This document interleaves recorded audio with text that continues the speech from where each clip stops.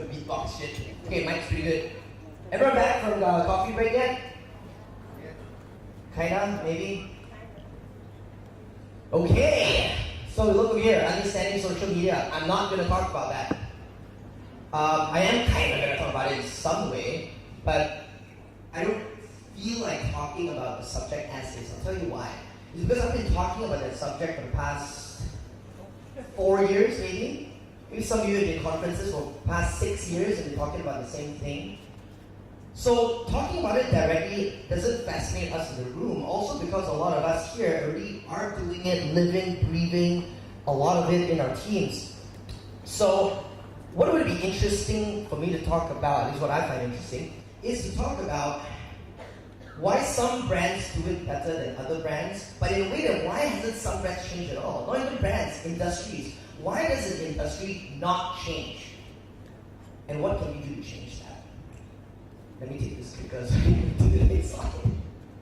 There we go. So I want to share a few stories and dive in a little bit deeper on some reflections on why change doesn't happen and how to change that. And on one hand, it's in context of the media and advertising industry, but the other hand, it's about our lives as well. How come cultures, how people talk about the Malaysian culture, how do cultures in companies, why doesn't change happen? And how do we change that? So first off, to give some context on change, I'm often accused of being very young. But I'm not that young. Okay, I'm just going to lay it out to a couple of people. I also grew up in an age where there was no internet.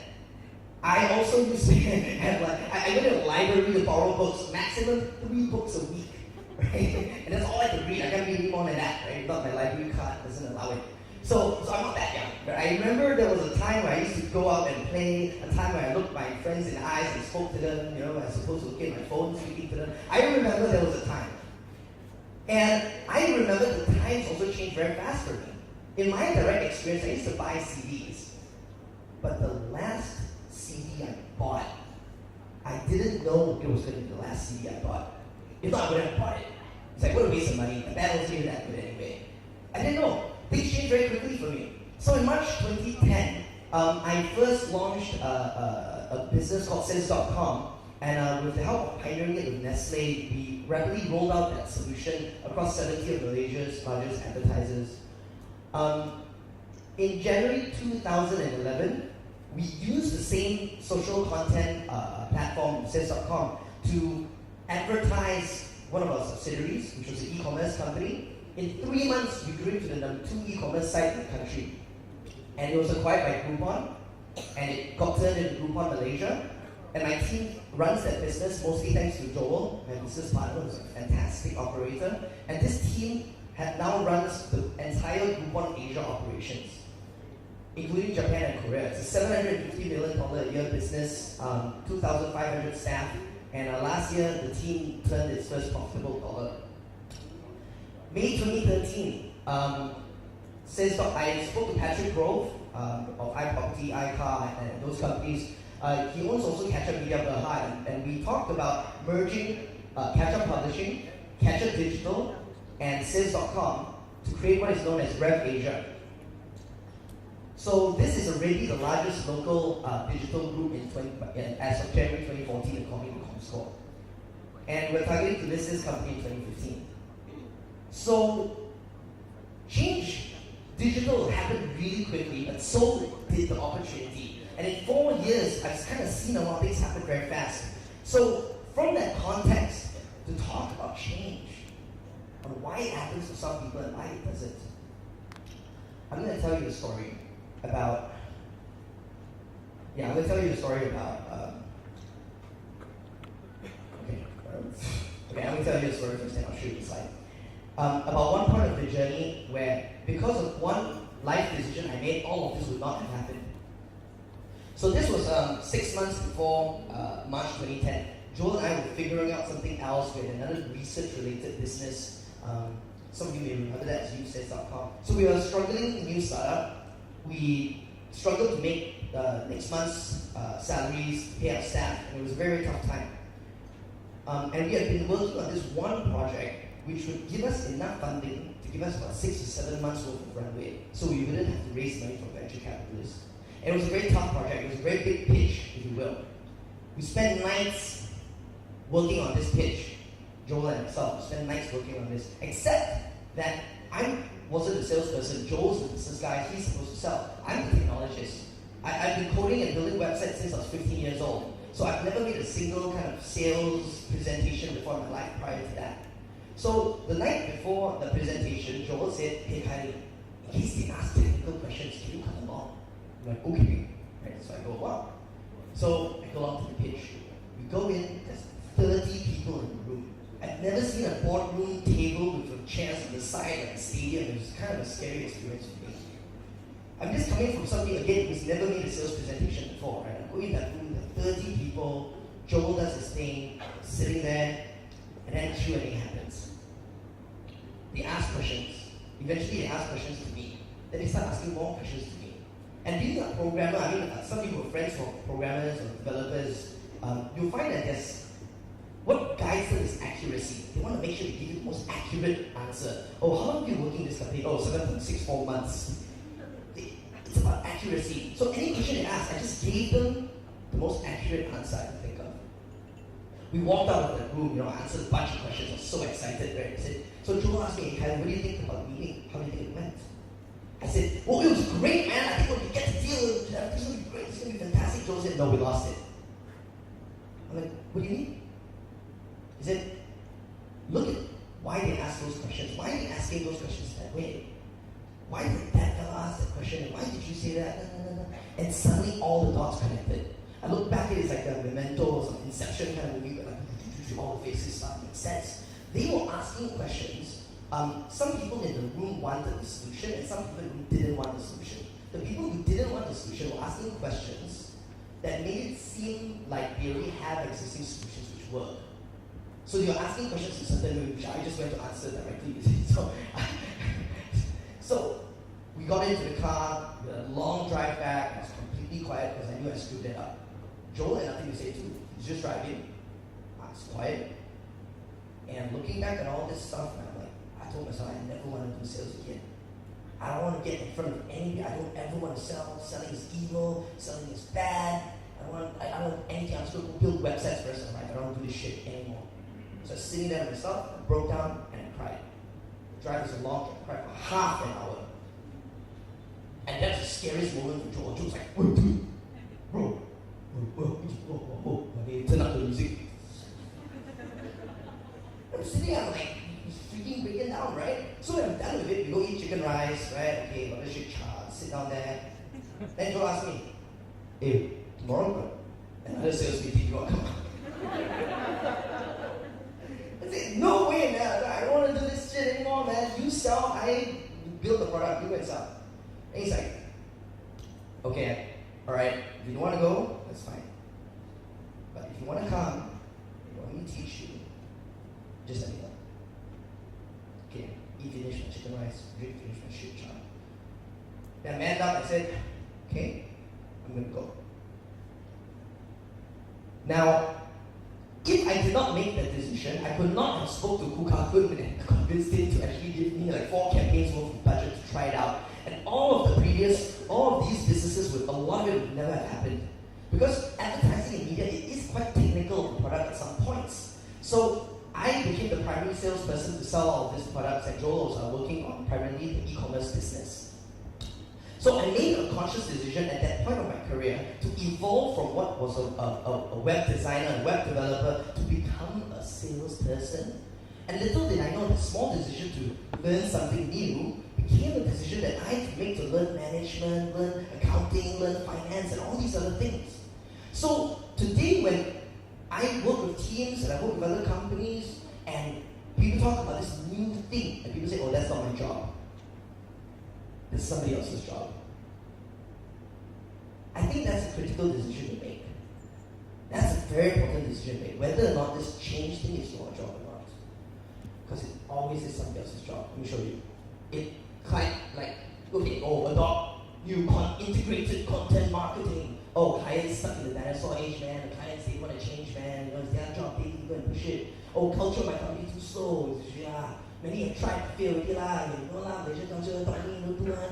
Wow, you're very busy lah, a lot more on my own lah, no KPI lah, ask somebody else lah. How to learn now, where to learn, you got time to learn there.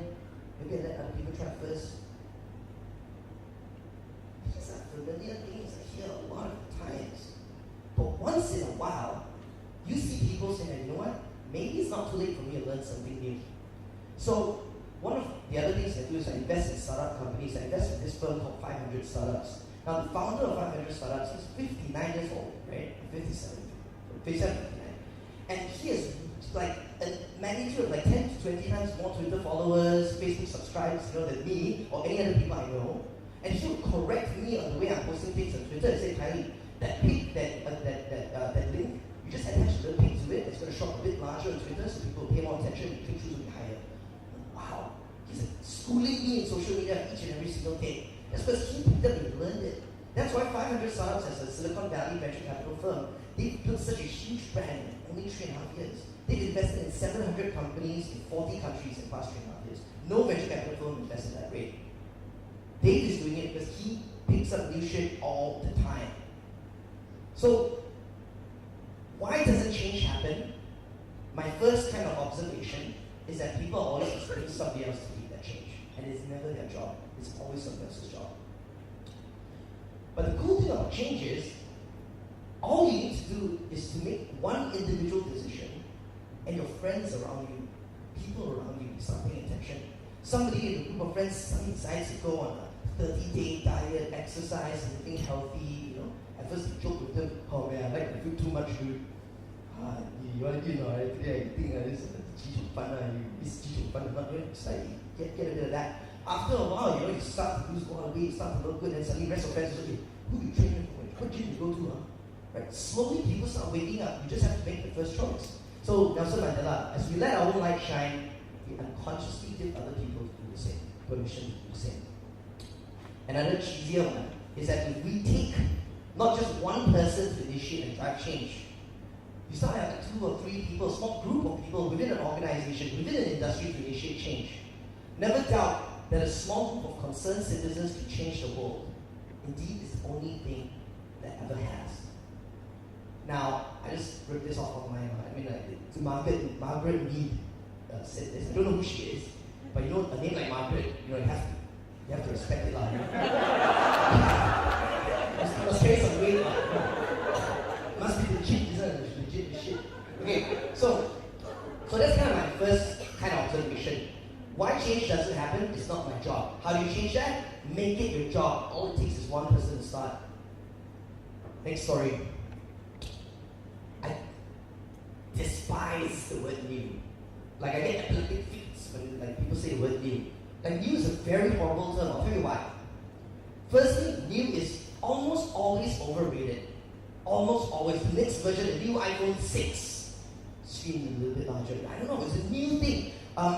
New is usually, a lot of people start questioning whether they know it or not. There may be a lot of bad experiences with new. I'll tell you, I got the iPhone 3 back then, and I thought it was a shitty piece of device. I hated it. In fact, the HTC Hero seemed like it was older phone. I seemed to like that a bit better. So I was like, oh, stupid iPhone. So I didn't use iPhone for 4, 5, then finally on 5S only, I finally returned to the iPhone because I had bad experience with the new iPhone, which is supposed to be good. So new is sometimes overrated. New also sometimes semantically associates with costs, more expensive, and also ambiguity of performance. I was in Harvey Norman. You look at the size of a plasma screen or a LED screen like that, right? LED TV.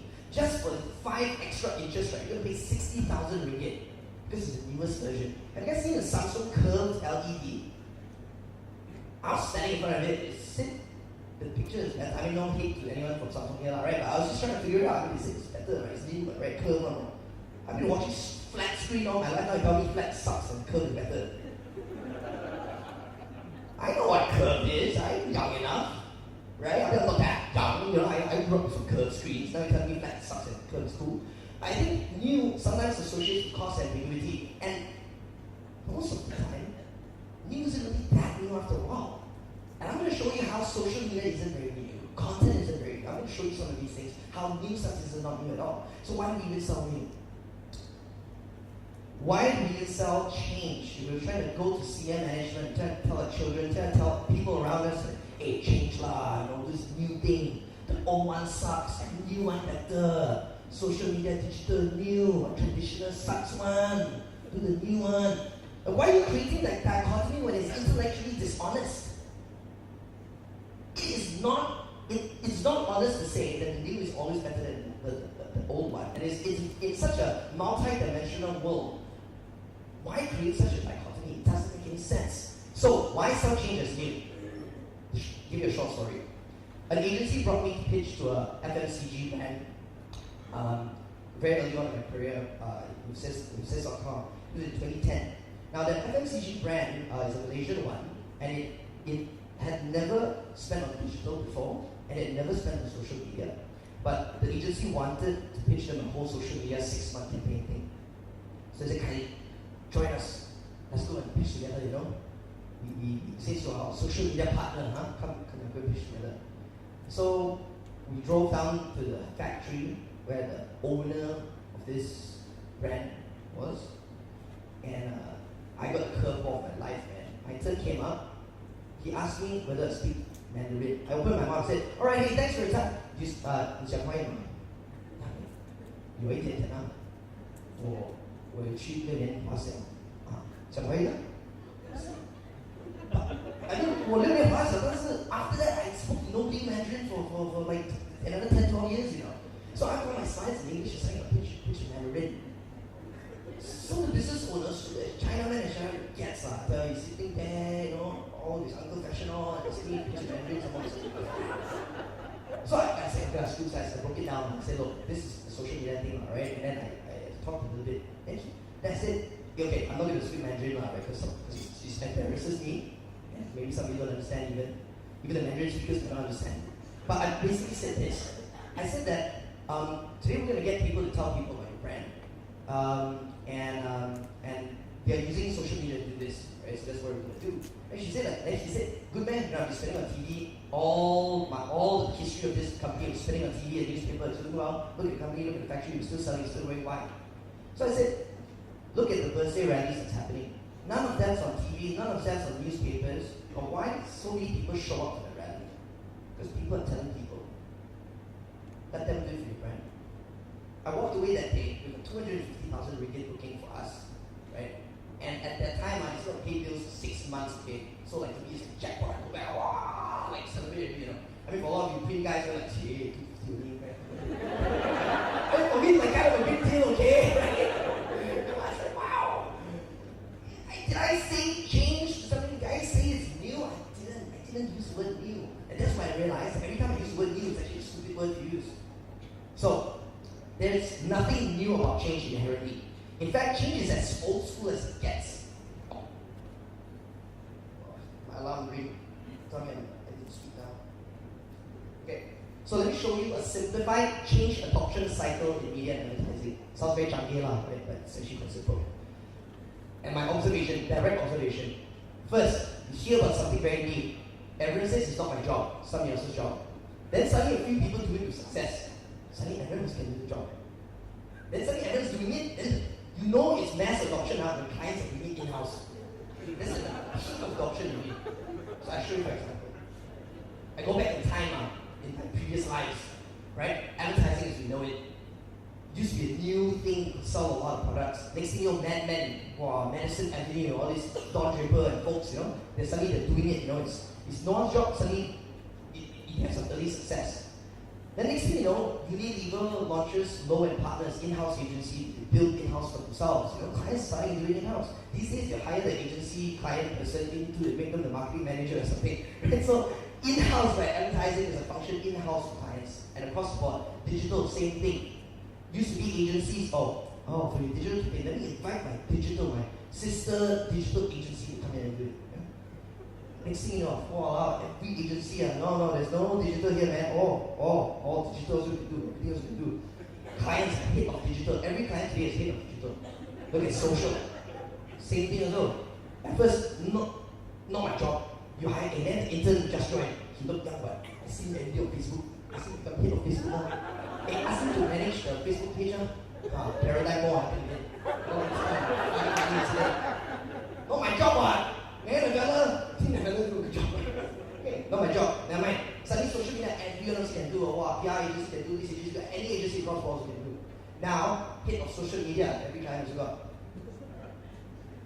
Content. Boom! We're going to talk about content. Not that far yet, because I think I don't know whether you clients have it in-house or not, right? Maybe it's only business form, but I don't know too many of them yet. So I would say that it's not far down the adoption cycle, still kind of midway. So let's look a bit deeper into content and how this plays out. Red Bull, blend tech, something you hear of very often, something maybe you don't hear of that often. I want to show examples from outside of Malaysia of people, of clients doing content in-house and the kind of impact they have in the business. And then we're going to talk about Malaysia in a sec. So first video, which everyone already has watched, so I'm just going to use it to remind everyone.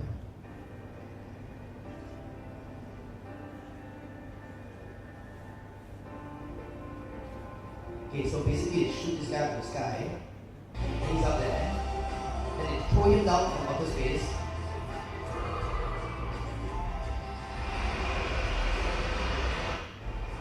He's jumping out. He's jumping down from outer space there. He's scared now. Scary, right? See, they're also scared.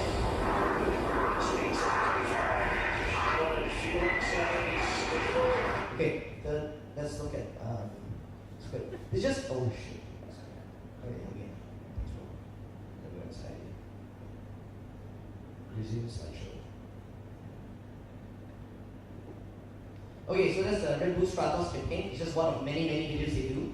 The value to the customer is a rush of excitement. Across all their content, you always feel excited. The content value is, coincidentally, a rush of excitement. Red Bull Stratos is just one video they've made. The Red Bull Content House has made 2,000 over videos.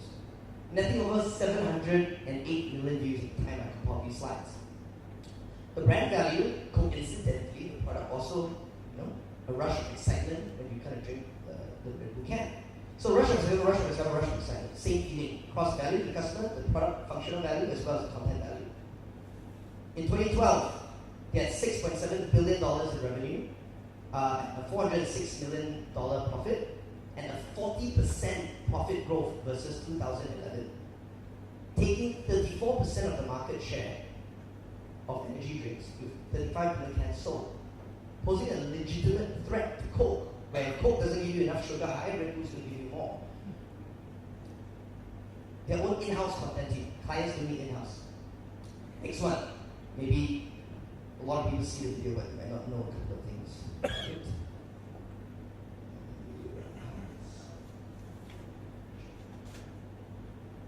Okay, who's watched this before? Plan. That is the question. Who's watched this before? Okay, good, 25%.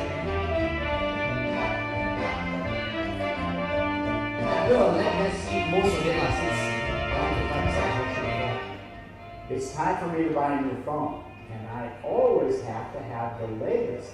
But Samsung claims to be the greatest. The iPhone 5 has the A6 chip and Retina display. The Galaxy S3 has a bigger screen and S-Beam technology. The real question is, which one will blend faster than a BlendTech Total Blender? I'm going to press the starting bell button.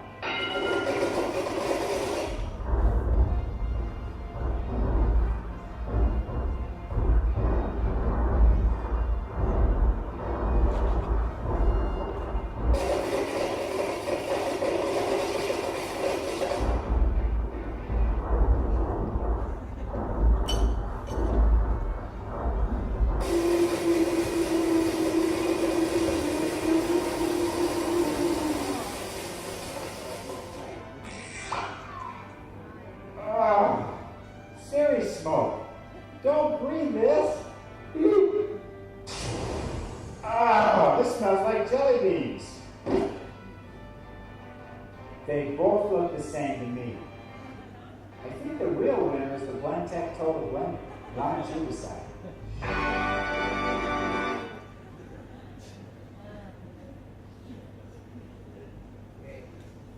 Alright. Sense the value to the customer. Feeling of shock and amazement. The content value, shock and amazement. BlendTech has created 120 videos, netting over 200 million views, which is a third of Red Bull's 2,000 videos, by the way. So I think these guys should create more videos which people watch more per video at least. Now the brand value is the same feeling, shock and amazement how powerful the Blendtec blender is. What is kind of like a boring product can be pretty entertaining and using it seems. Now when they launched the Blendtec Will It Blend series, they made 1,000% growth in revenue, and that year they became the market leader in the product immediately. Now this one, so a lot of people might hear about this, but what people don't know is that man, Tom Dickinson, you see, that's the CEO of the company. Clients do content in-house. However, we watch a lot of videos because the conference videos seem to be more stimulating, but content doesn't have to be videos too. A lot of us may have seen this. Nando's create a lot of interesting ad content they put into Facebook. When KFC one of the shops, I think somebody got punched by the KFC staff, they made an ad. We're good at punchlines, not punches. Within the first 2 days, yesterday, 2:05 p.m., 3,389 shares, 2,718 likes, 428 comments. It's not about this one piece. They do this all the time. They've been doing this for years. So they just keep on this. It's just who they are. Next one, very recent. I don't know if any of you have seen this. It's an infographic called Your Mamak Cheat Sheet. It shows you 9 ways to eat healthier at the Mamak store. Within the first week, 6,489 shares. This infographic. Doesn't have to be videos, as I mentioned. An article alone like this, check it out. Purpose Berry. All bloggers call Berry. Purpose Berry. 15 things you should give up to be happy. 1.18 million shares. It's not 1 million views. This is 1 million shares. When this girl wrote this, she was in Malaysia. She's a friend of mine. This is a blog. 18K tweets fine, but here's the most impressive part. Check that out. 3,200 plus ones on Google Plus. Everyone in Google Plus uses this. I hope Sajid's not here. Just joking. But 1.1 million shares on Facebook. That's crazy. And that's a blog post about 15 things you should give up to be happy. So, content, not only videos. So, what am I doing? For 2 years, I kind of believed in this whole content thing. We talk about social, I always talk about content. So one day I decided to, and it was never my job, let me tell you that. And those were my colleagues here at Sales.com, you guys know this, and at Pandas, right? We talk about doing a social, kind of social viral campaign. It was, okay, we need to create a bunch of content. Who's going to create it? Sales.com always said, not me, not my job. We have a small team, we've got a community of people who share, that's what we're good at. We're good at having a community of 500,000 people who can share it for you. Don't create content. Ask the agency to create. And some agencies do, but some of them may be priced right or whatever. But the job gets volleyed around, and the client gets fed up. Just create an ad. Why create all this content? Ding dong, 20 emails just to get one infographic up. How? So it's no one's job. But today I'm saying that we want to make it our job at Revenue Asia. We have already the content distribution piece, technology and community through Sales.com, and we also now want to provide content creation via the magazine groups which really exist. And however, to be able to distribute content, we need to do this at scale. We need a piece of content to travel throughout the Malaysian internet. How so? I just went back in history and I saw that it's not a very new move. In fact, it's a very old move. In the US, CBS consolidated a bunch of media channels into a group. News Corp did the same thing. Time Warner, every 10 years, someone is just reusing the same playbook. Then Time Warner splits off AOL to do it digitally. Traditional media consolidation to achieve scale. Digital media consolidation to achieve scale. In Malaysia and Singapore, every 10 years, for the names, this is what we want to do. And we started it by merging Sales.com, which is a news site, 8Share, which is a social media sharing platform, Business Insider, MSN, and we transformed a lot of the media assets we have digitally. This serves the affluent crowd, PMDPs, as well as masses. And since January, Comscore announced that unduplicated traffic, we're number 4 after Google, Facebook, and Yahoo, right there. making us ahead of the other local digital media players in terms of digital unique reach, making us number 1. Largest digital Malaysian reach, according to Comscore, unduplicated unique visitors.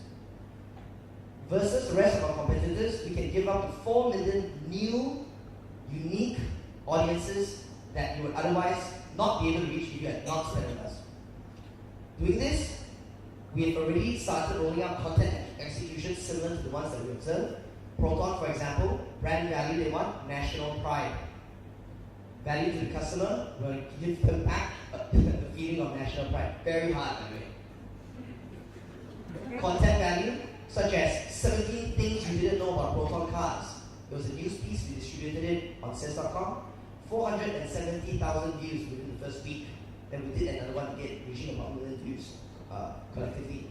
Business results, they were priming the market to launch a new car. They've exceeded their sales targets for the new launch of 50%.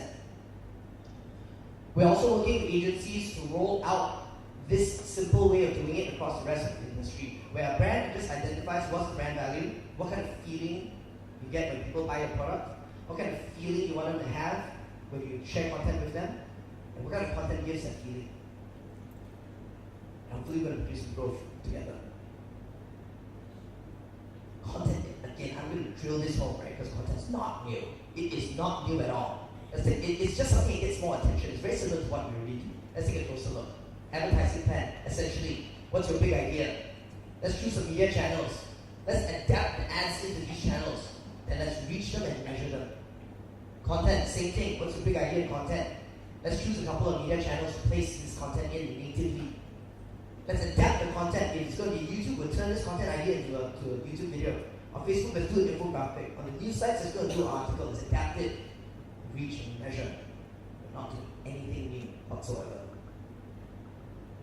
So, lessons learned about change. Number 1, it's not my job, so make it your job. All it takes is 1 person to start. Number 2, change is not new, because new is very scary. That's why change doesn't happen. So I'm saying change is not new. Change is old school. It's the only constant in the history of time.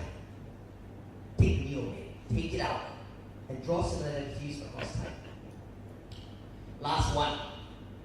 Why change doesn't happen? And what can we change about that? People talk about how Silicon Valley has produced all these great innovations in the world, and everybody else, every government wants to be the next Silicon Valley, wants to produce innovation in the country. So what makes Silicon Valley so different? Of course, there are a lot of variables, but a lot of what you can experience directly when you're there, and I spend 3 times a year over there, is that people share their successes with the world. That's one of the key differences. Whereas the rest of the world, they keep successes to themselves. I'll have you know that Malaysians in Silicon Valley, one Malaysian sold his company in Google for $70 million. I bet you don't know who that Malaysian is. Because he's hiding, that's why. Another Malaysian co-founded a company, well, some of you may know who he is, co-founded a company that's listed on the NASDAQ now for $3 billion US. He lives in Kelana Jaya. These Malaysians, I'm not saying what they're doing is wrong or bad or whatever, but it's just a cultural thing, you make some money, you just run and hide. In case your friends ask to borrow money, bad people come and find you, right? That's not just in Malaysia, I mean, it's on the rest of the world, right? Like, I have a friend who's actually in a family that was on the Forbes Millionaires list, and he was so concerned, he went to go through great lengths to erase himself from that list. Asian family, to erase himself from that list. So that's the rest of the world. When they have success, they keep to themselves. But for Silicon Valley, a company like Get Satisfaction, every Wednesday they go to company town hall where they invite their competitors, invite anyone to come and visit their town hall. It's a weekly address to their employees, but you just invite everyone to open house. It's so open. Some people may question, are they being over-open? Well, I guess the result shows. They seem to be a little bit more innovative than the rest of the world. So here's what I'm going to do. Everything that we're doing, we're already sharing with the rest of the industry. It's kind of cut off, but for agencies in this group, we already do this. We give you our tools. We have a tool that analyzes what kind of content is more likely to be shareable by the audience that you're targeting. It's called the Watch and Learn tool. We train Group M's new employees in orientations. We come in and then we share all of these things with them. So we develop new tools with our agencies, and we give all our tools to them as well. For media owners, we give our, as opposed to doing a sponsored content with one media owner who keeps it only to them, we create the content where you can give to other media owners. So that way it's easier for agencies and brands to integrate across all media owners. So we create it one time, you just share it with all the other media owners who are working with. It's all great.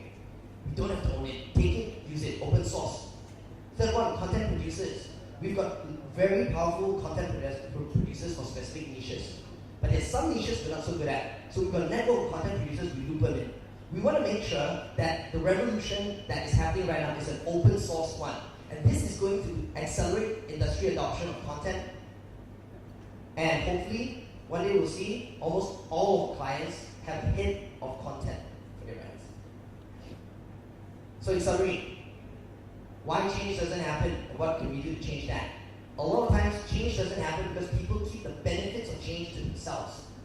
So share the journey and benefits with everyone. Let's get everyone involved.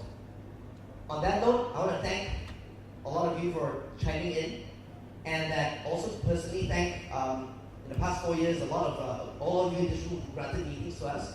I remember I had some agency planners sit down and tell me how retarded my tech was, and how I've toned down my energy because people are afraid. And, so there's a lot of good advice that came back, and we did things very differently. So a lot of the products, a lot of the innovations is co-created as an industry already. The people in this room today lead the industry. If we continue working together to create and facilitate change, no matter what it may be later on, like 6 months from now, right? Let's work together to continue leading it through all this change and opportunity. So with that, if you guys want to talk more about this, you can just pop me an email over here. Thanks so much for your time. Thanks, Khailee. Next question from the floor. Questions? Oh, very quiet. Sure? None? Okay. Maybe we'll get Prashant to give a small.